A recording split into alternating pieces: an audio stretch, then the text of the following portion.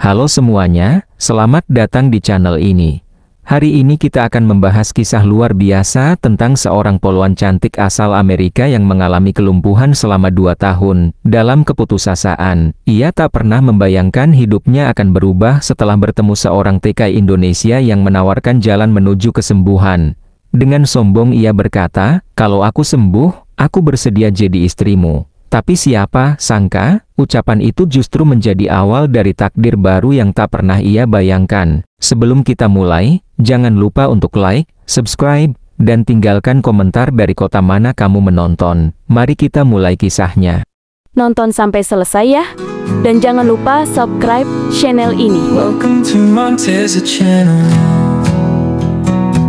Julia, perempuan berusia 29 tahun itu, pernah menjadi salah satu poluan paling berbakat di wilayah kerjanya. Sejak kecil ia bercita-cita menjadi penegak hukum, dan saat akhirnya mengenakan seragam kebanggaannya, ia merasa seluruh perjuangannya terbayar. Ia dikenal tegas, cepat mengambil keputusan, dan tidak pernah ragu menghadapi bahaya. Rekan-rekannya sering berkata bahwa mata Julia selalu tampak menyala, seolah api keberanian tidak pernah padam di dalam dirinya. Namun hidupnya berubah dalam satu malam yang tidak pernah ia lupakan. Hari itu, langit gelap karena hujan baru saja mereda. Julia sedang melakukan patroli ketika radio di mobilnya menangkap laporan tentang sebuah mobil yang kabur setelah terlibat kasus penyerangan. Tanpa pikir panjang, ia menyalakan sirena dan mengejar kendaraan itu. Ban mobilnya memercikan air dari genangan di sepanjang jalan basah, sementara napasnya teratur namun tegang. "Aku harus dapatkan mereka malam ini. Tidak ada alasan untuk kabur seperti itu," gumamnya sambil mempercepat mobil. Kejar-kejaran berlangsung cepat,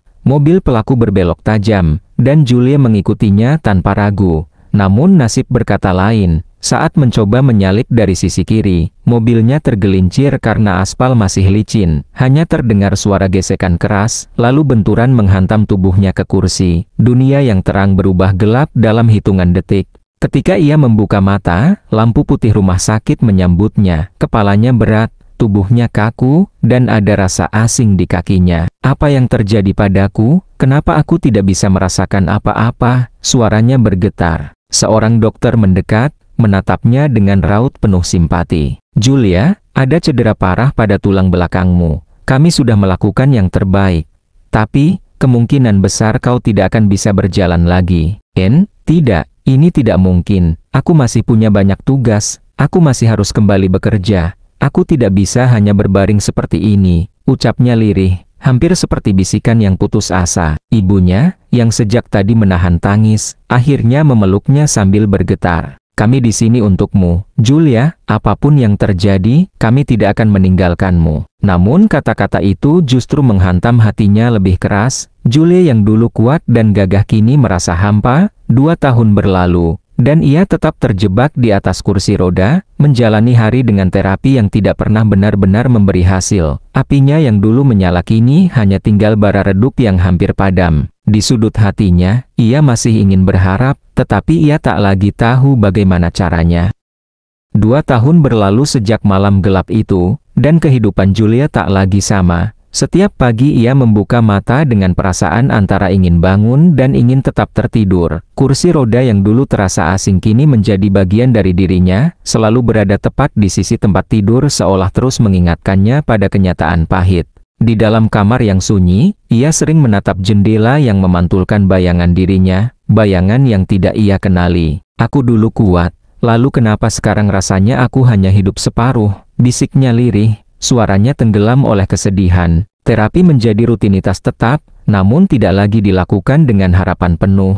Ia hanya menggerakkan tubuh mengikuti instruksi terapis, sambil memaksakan senyum yang semakin hari semakin tipis. Setiap kali ditanya apakah ada perubahan, ia selalu menjawab, "Sama saja, tidak ada yang berbeda." Ayahnya, lelaki yang selalu tampak kokoh, kini lebih sering tampak cemas. "Kamu harus tetap mencoba, Julia. Tidak semuanya harus berhasil cepat.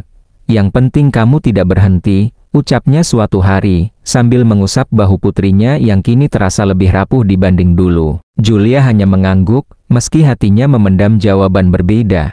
Dalam benaknya ia berkata, apa gunanya mencoba jika hasilnya selalu sama? Hari-harinya terasa berulang, sarapan bersama keluarga, beberapa sesi terapi, kemudian duduk di ruang kerja kecilnya membaca buku atau menonton dokumenter lama yang dulu ia sukai, tapi semua itu tidak benar-benar bisa mengisi kekosongan hatinya. Kadang, tanpa sepengetahuan siapapun, ia akan berhenti di depan cermin besar di ruang tamu. Ia menatap seragam poloannya yang tergantung dalam lemari kaca, seragam yang dulu ia kenakan dengan penuh kebanggaan. Aku tidak pantas memakainya lagi, suaranya pecah, dan air mata itu kembali mengalir di pipinya. Ibunya pernah mencoba memberikan semangat.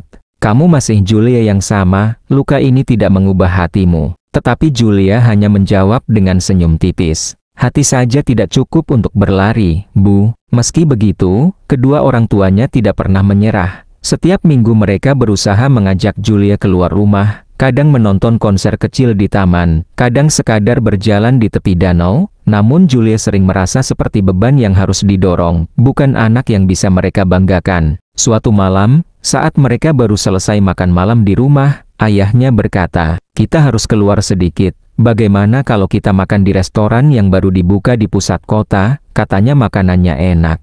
Julia menghela napas panjang. Ayah, aku lelah. Kamu butuh suasana baru, tidak harus lama. Hanya makan malam bersama, bujuk ayahnya lembut. Ibunya ikut menambahkan, tolong, sekali ini saja. Kamu tidak tahu kapan kesempatan baik itu datang, Julia. Mendengar itu, Julia terdiam, ada sesuatu dalam nada suara ibunya, harapan kecil yang membuatnya tidak tega menolak. Ia mengangguk pelan. Baiklah, hanya sebentar. Malam itu, tanpa ia sadari, keputusan kecil itu akan mengubah seluruh hidupnya. Kesedihan panjangnya sedang berjalan menuju titik balik. Meski ia belum bisa melihatnya, dunia diam-diam sedang menyiapkan seseorang yang akan membuatnya percaya lagi pada kemungkinan yang selama ini ia anggap mustahil.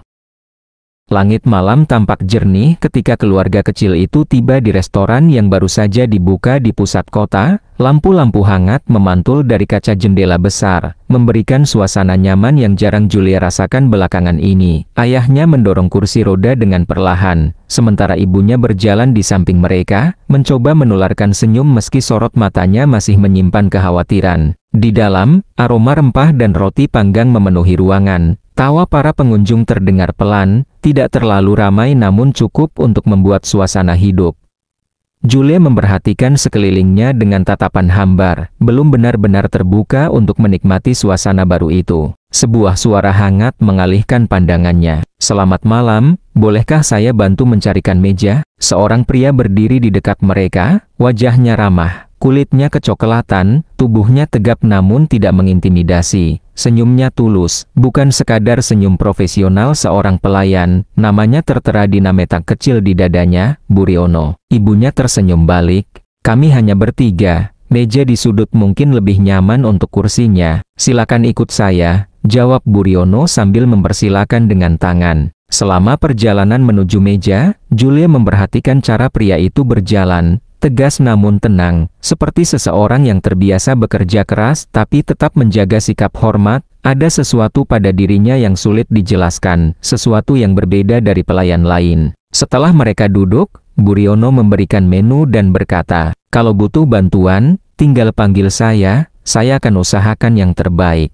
Julia menangkap sekilas logatnya yang halus, logat yang tidak ia kenal. Kamu bukan dari sini ya? Tanyanya tiba-tiba, membuat kedua orang tuanya menoleh. Buriono tersenyum sedikit lebih lebar. Betul, saya dari desa kecil di tanah kelahiran saya, baru beberapa bulan bekerja di sini. Kamu kelihatan betah, ujar ayahnya sambil menutup menu. Berkat pekerjaan ini saya bisa kirim uang untuk keluarga, jadi, saya selalu bersyukur, jawab Buriono dengan sederhana. Jawaban itu membuat Julia menunduk sesaat. Sudah lama ia tidak mendengar seseorang berbicara tentang rasa syukur dengan suara setenang itu, sesuatu mencubit hatinya.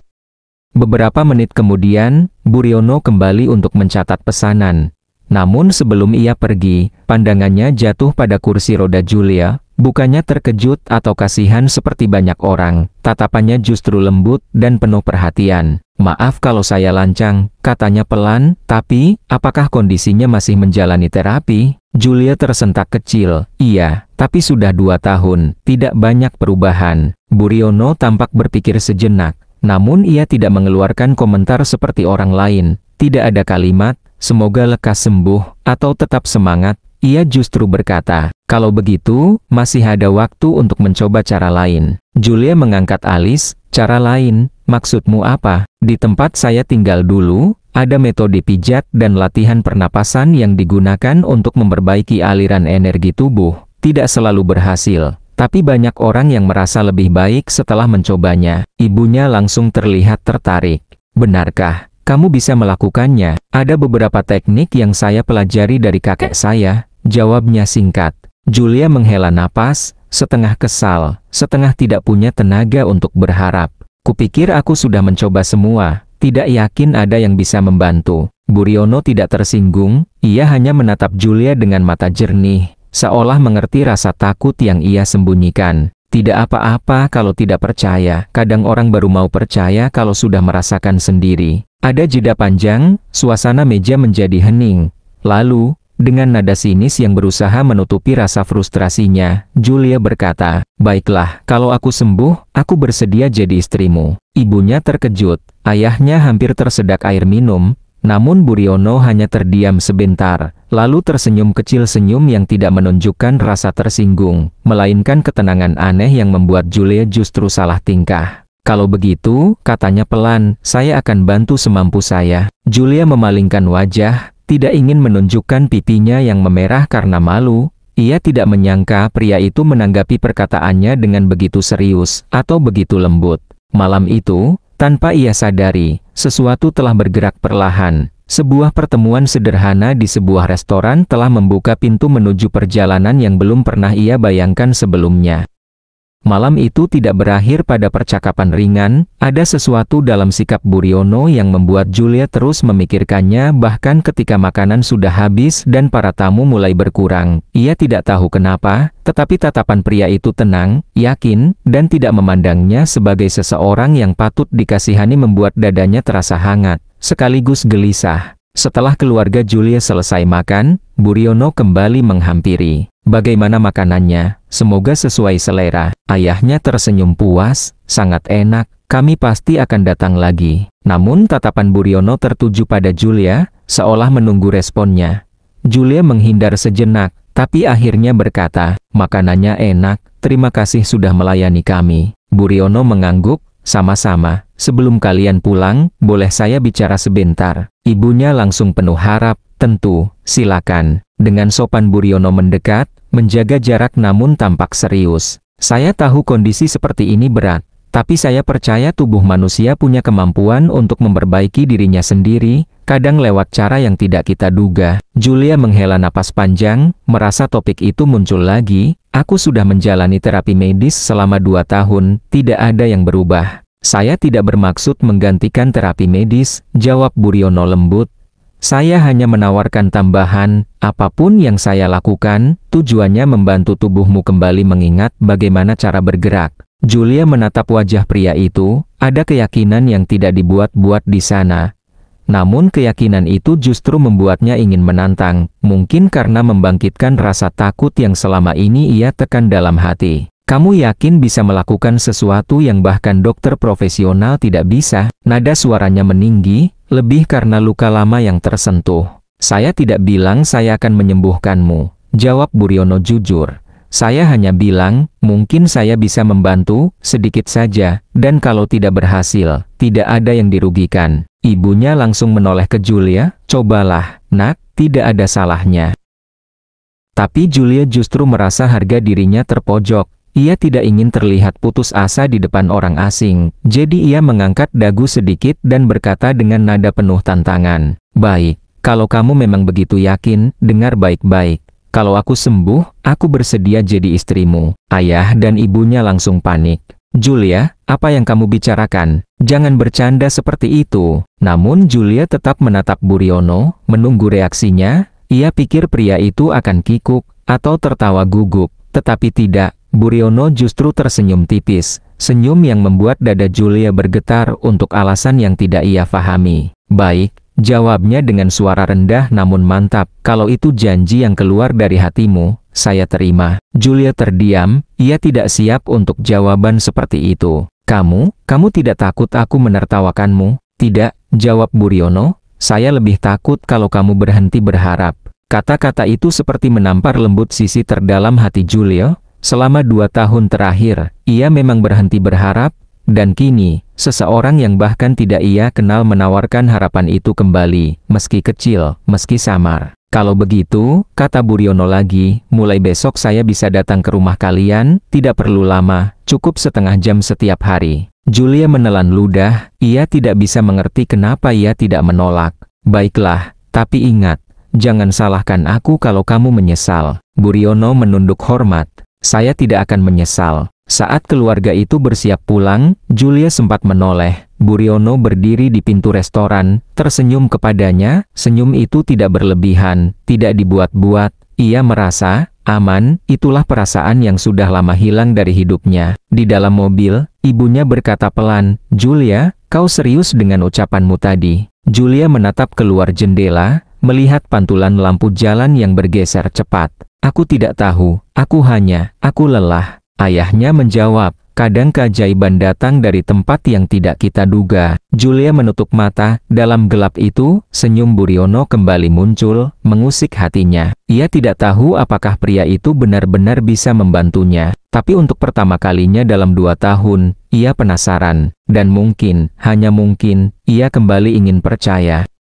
Keesokan harinya, suasana rumah Julia terasa berbeda. Ada semacam kegelisahan lembut yang mengisi ruang tamu, bukan kecemasan, tapi lebih seperti menunggu sesuatu yang belum pernah terjadi sebelumnya. Julia duduk di kursi rodanya, mencoba terlihat tenang meski jantungnya berdetak lebih cepat dari biasanya. Ibunya mondar-mandir, merapikan hal-hal yang sebenarnya sudah rapi. "Ayahmu sedang menyiapkan ruang belakang," Buriono bilang, "tempat yang agak tenang lebih baik untuk latihan." Julia menghela napas. "Sejak kapan kita semua jadi terlalu serius soal ini?" "Semenjak seseorang memberi harapan yang tidak kau beri pada dirimu sendiri," jawab ibunya lembut. Ucapan itu membuat Julia terdiam. Ia tidak ingin mengakuinya, tetapi ada sedikit bagian dalam dirinya yang mulai membuka celah kecil untuk harapan itu. Kecil sekali, tapi ada. Tak lama kemudian, terdengar ketukan pelan di pintu. Ayahnya membuka, dan di sana berdiri Buriono. Ia mengenakan pakaian sederhana, kemeja polos dan celana longgar, membawa tas kecil berisi minyak pijat dan selembar kain bersih.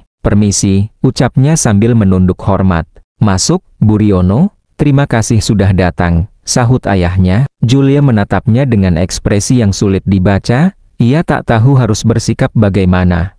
Malu, canggung, atau penasaran, semuanya bercampur. Buriono tersenyum dan mendekat pelan. "Bagaimana perasaanmu hari ini?" "Biasa saja, tidak ada yang berubah," jawab Julia datar. "Kalau begitu, kita mulai usaha kecil untuk berubah." Ayah dan ibu Julia memilih menunggu di ruang tamu, memberi mereka privasi. Julia dipindahkan ke ruang belakang, tempat yang cukup luas dengan cahaya matahari masuk dari jendela besar. Suasananya tenang. "Duduk senyaman mungkin," ujar Buriono sambil menggelar kain di lantai. "Aku butuh kau rileks." "Kalau aku percaya, apa itu juga bagian dari terapi?" sentil Julia setengah menggoda, setengah defensif. Buriono tertawa kecil. "Percaya atau tidak, tubuhmu tetap mendengarkan." Ia mulai dengan memijat lembut bagian punggung Julia, bukan sekadar menekan titik-titik tertentu, tetapi gerakan yang terlihat seperti mengikuti pola aliran tubuh. Hangat dari minyak pijat dan telapak tangan Buriono membuat Julia sedikit terkejut.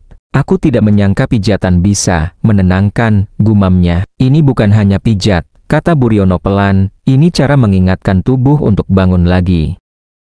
Selama beberapa hari berikutnya, Buriono datang setiap sore. Mereka berbicara lebih banyak daripada sebelumnya. Awalnya Julia hanya menjawab singkat, namun perlahan ia mulai membuka diri. Ia bertanya tentang desa Buriono, tentang keluarganya, tentang alasan ia merantau jauh dari rumah. "Aku ingin membuat hidup keluargaku lebih baik, itu saja," kata Buriono suatu hari ketika Julia bertanya apa yang membuatnya begitu gigih bekerja di negeri orang. Kamu selalu terdengar yakin, kata Julia. Aku iri, sebenarnya. Kamu juga bisa yakin, balas Buriono. Kamu hanya perlu mengizinkan dirimu mencoba lagi. Julia menunduk, merasakan sesuatu menghangat di dadanya. Hari berganti hari, minggu berganti minggu, dan suatu sore, ketika Buriono sedang memijat bagian belakang lutut Julia, ia berkata, coba tarik napas perlahan, lalu hembuskan. Sekarang coba gerakan jari kakimu. Julia tertawa pendek. Aku sudah mencoba itu 2 tahun. Tidak.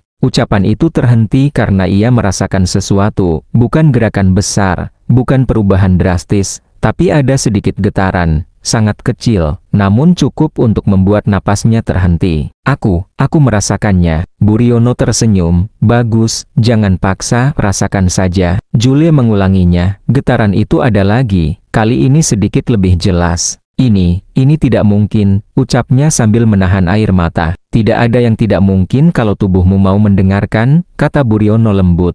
Hari itu Julia menangis bukan karena sedih, tetapi karena pertama kalinya setelah 2 tahun lamanya ia merasakan secercah harapan yang nyata. Sejak saat itu, hubungan mereka semakin dekat.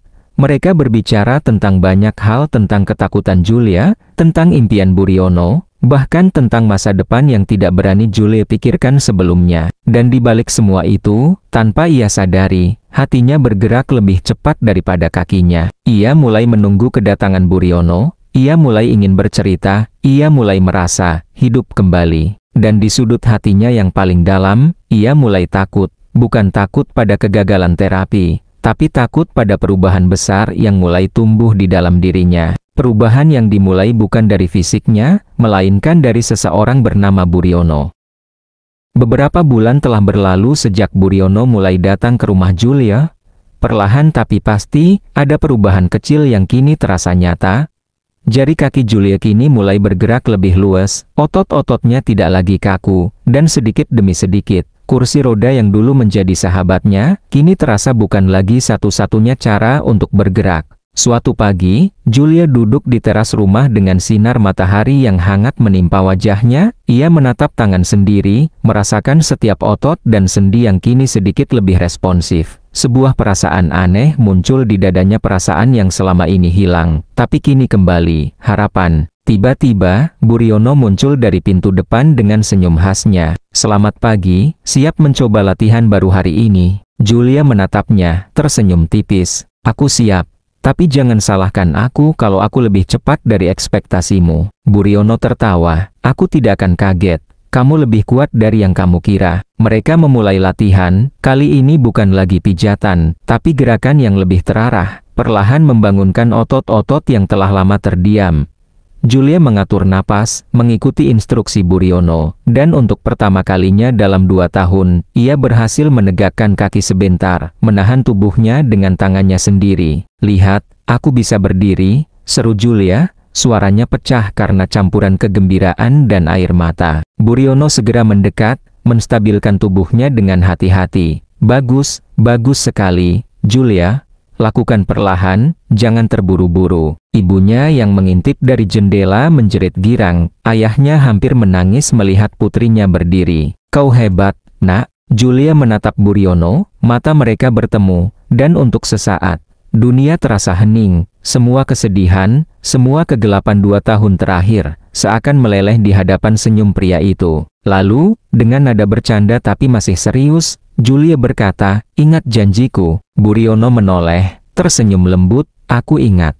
Julia menelan ludah, hatinya berdebar, kalau aku sembuh, aku serius, aku bersedia menjadi istrimu. Buriono menatapnya sebentar, lalu berkata dengan suara yang lembut tapi pasti. Julia, aku sudah menunggumu untuk percaya pada kemungkinan, dan aku bersedia menunggu apapun yang terjadi. Mata Julia berkaca-kaca, ia merasa ada sesuatu yang melampaui kesembuhan fisik, ada cinta, kepercayaan, dan takdir yang mengubah seluruh hidupnya. Selama 2 tahun, ia merasa dunia menutup pintunya, tapi kini ada seseorang yang datang, tidak hanya membuka pintu itu, tetapi menyalakan cahaya di dalamnya. Hari demi hari, Julia semakin pulih. Ia mulai berjalan beberapa langkah dengan bantuan, kemudian tanpa bantuan, Setiap langkah kecil terasa seperti kemenangan besar, dan setiap senyuman Buriono membuat hatinya terasa ringan, penuh rasa syukur yang tidak pernah ia rasakan sebelumnya. Suatu sore, ketika matahari mulai turun, mereka duduk di bangku teras. Julia menatap ke arah Buriono dan berkata, "Aku dulu tidak percaya, tapi sekarang aku tahu, kadang hidup memberikan kesempatan dari tempat yang tidak pernah kita duga." Buriono menggenggam tangannya lembut, "Dan aku senang bisa menjadi bagian dari perjalananmu." Julia tersenyum, air mata jatuh perlahan di pipinya. "Aku juga, Buriono, aku juga." Di bawah langit sore yang hangat, dua hati yang berbeda budaya, berbeda negara, namun sama-sama lelah menghadapi dunia, kini menemukan satu sama lain. Kesembuhan Julia bukan hanya tentang fisik, ia tentang percaya kembali, tentang membuka hati, dan tentang keberanian untuk menerima takdir yang tak pernah ia bayangkan. Dan dari sebuah restoran kecil, dari pertemuan yang sederhana, dari tantangan yang terlontar dengan sombong, hidup Julia berubah selamanya. Kisah ini mengingatkan kita satu hal, kadang, harapan datang dari orang yang tidak kita duga, dan terkadang, tantangan yang kita lontarkan dengan ringan bisa mengubah seluruh takdir hidup kita.